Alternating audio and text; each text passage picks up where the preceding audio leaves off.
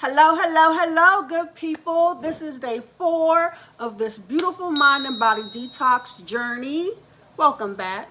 I have something really good I want to talk about because I know one of the things that's important to all of us is love and relationships. It's kind of hard to be here and live life fully without love, even if it's just self-love, which is, I feel like, the groundwork. Before you can give love, you got to love yourself wholeheartedly, right?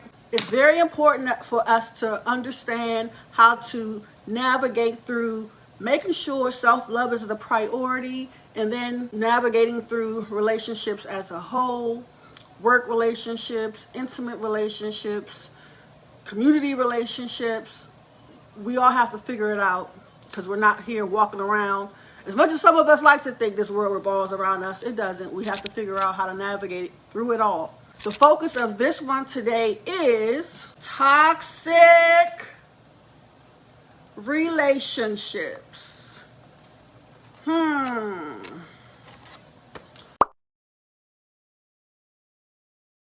So once again, we're talking about how to spot toxic people, okay? And more importantly, how we going to avoid them, how we going to separate ourselves so that we make sure we stay on our right paths. Understanding toxic relationships is one of the most important things I feel like a lot of us need to do, because if you're not aware, you will be in one and stuck in one. And a lot of our dreams, when we do that, fall by the wayside. First off, what exactly is a toxic relationship? Toxic relationships are those that bring you down more than they lift you up, period. Because what does that really mean?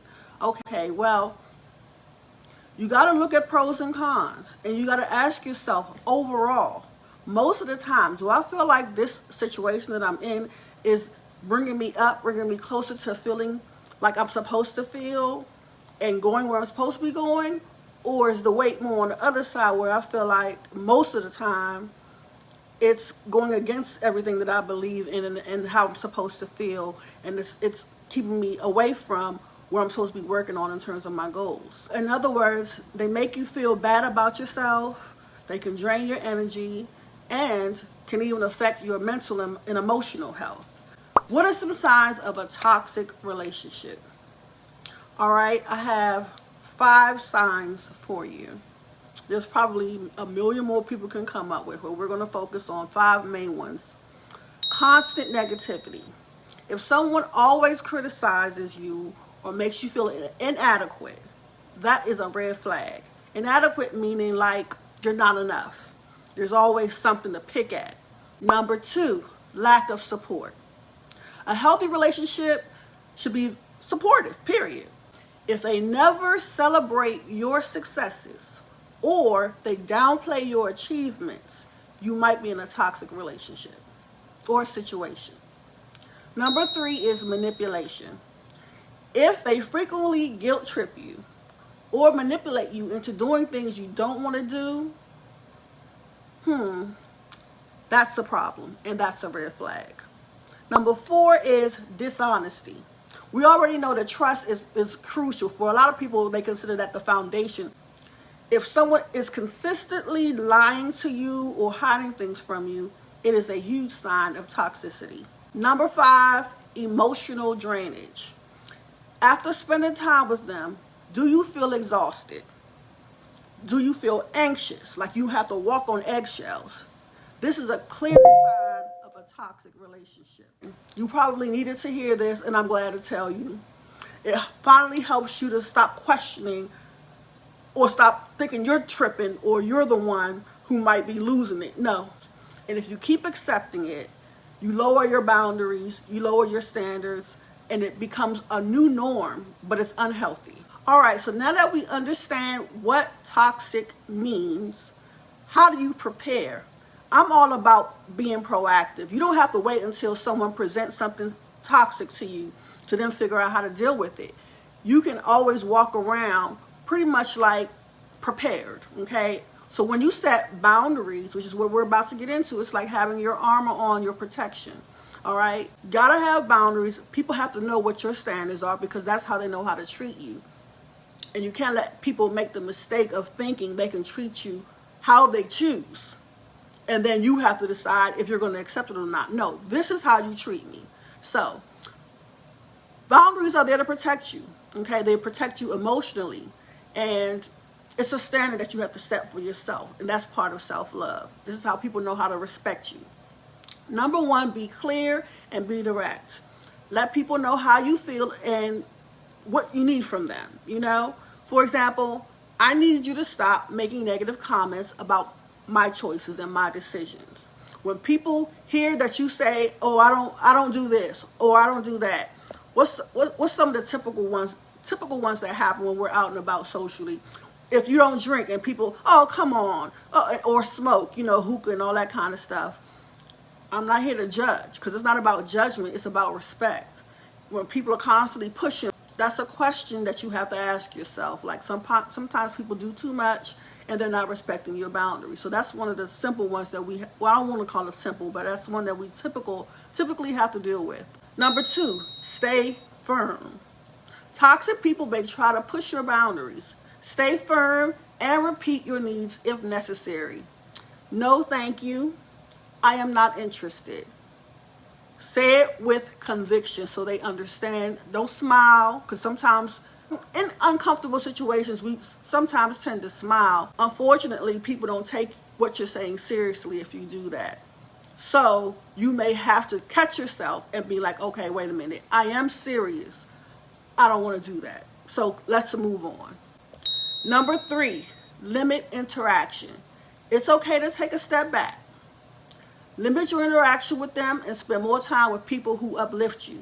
So if you feel like, okay, I tried it once, I tried it twice, this is the third time, I'm tired of repeating myself, it is okay to say 3 times, that's it.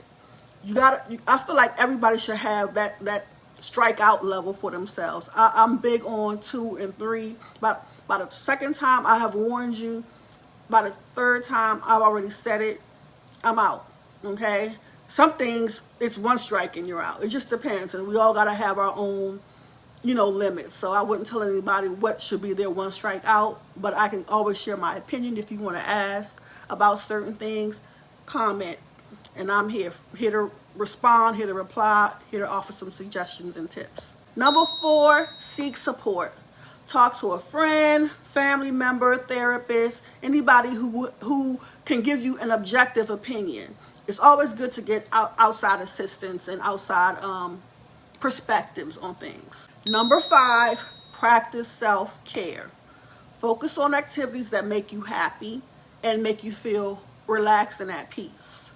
Self-care is a very, very vital component in terms of just feeling like a whole happy person and feeling balanced in life. It helps you really maintain your emotional health and emotional well-being. So, gotta do it. Listen, good people, let me tell you, I have had my fair share of toxicity. I've been through a lot, and I'm saying this right now because I know a lot of people are going through it now and have been through it. It's not easy, especially when you weren't raised with this information. Some of us just have to grow up and figure it out, and I think that's so unfortunate, which is why this is part of the reason why I started this channel. And it's kind of like a personal mission for me to just be able to be that voice for a lot of people who are probably living with so much trauma from the toxic situation that they've had to experience. For me, it started in my childhood, and I didn't know how to deal with it. I never even had anyone tell me that these, certain things could happen to me to prepare me. And I know that a lot of people are in those shoes. And so, in the end, for me, a lot of things, I've always been a quiet person, very much an introvert. I've always been quiet. I'm very much more observant of just how people move. And it can take me a little bit to open up to people, but when I do connect with people, I'm the most talkative, silly, fun, chill, like I'm a vibe. But until I figure out, like, okay, I like your energy. You would never know. Some people, I've even been told, especially in high school, people would get to know me and then tell me they thought I was stuck up. I don't know why, because I'm quiet. But one of the things that I learned was that you just have to protect your energy, stand on your boundaries and who you are, and know that it will be challenging. But in the end, you'll feel a lot lighter, happier, and more in control of your life. And that's the ultimate satisfaction. Okay, you really start attracting more positive people, healthier relationships, and it's just a huge boost in your self-esteem. I wanted to talk about why all of this is so important, because it's not just you'll feel better, okay? I want you to understand that there are really amazing benefits that come from setting your self-care as a priority. Good people, detoxing your relationships can lead to amazing benefits. First of all, your emotional well-being, like you'll feel happier and more at peace. That is important. More important than anyone telling you that they love you. Number 2, better self-esteem. Surrounding yourself with positive influences boosts your confidence. A boosted confidence can open up so many doors. And ultimately, isn't that what life is about? Opportunities, getting all the blessings that are supposed to come to you and being prepared and available for them when they come. Number 3, increased energy. When you're in a toxic situation, it is so draining. So when you're not, without that emotional drain, you have so much energy to pursue your passion.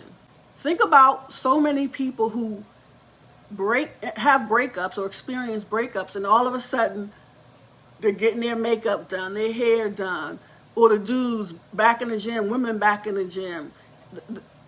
You start making all of these changes, going back to school.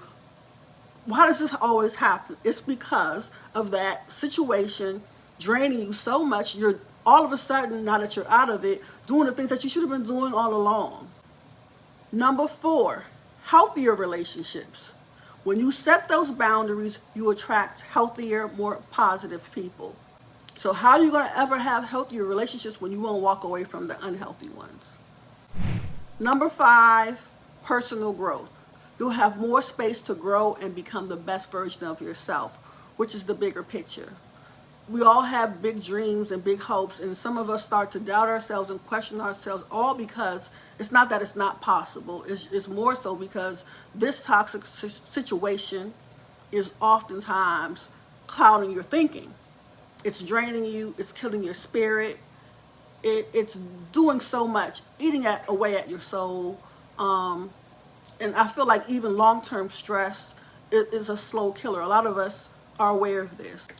Detoxing your relationships is not always easy, but it is very much worth it. So I want you to take some steps to get started. Number 1, identify your toxic relationships. If you feel like you might be in any, take the time to reflect on your relationships and then pinpoint the ones that are just not going anywhere, so they're stagnant, and or the ones that are just harmful to your well-being. Number 2, start setting those boundaries. Communicate your needs and your limits very clearly. Number 3, prioritize yourself, okay? Stop putting yourself last all the time. Put your well-being first. If you are good, people around you can benefit from it. If you're not good, people around you will get that kind of energy. If you're working on your good energy, you can give good energy. But if you're not, that means you're probably holding on to negative energy, and that's what you're going to give. Number 5, seek positive connections. Spend more time with people who bring you happiness and people who bring you positivity, okay? Marinate in that. It is okay. Remember this, you deserve to be surrounded by people who support you and uplift you. Do not be afraid to distance yourself, fall back, whatever you got to do, from people who do not support you, who do not uplift you. Your emotional well-being is priceless. it is not worth some of the things that we accept. There is empowerment in the acts of self-love. Just doing the things that make you feel good about yourself empowers you. Thank you for joining me on day 4 of this mind and body detox journey. Also, the handbook by the Detox Network that I have been sharing with any and anybody who is willing to listen and just work on self-love.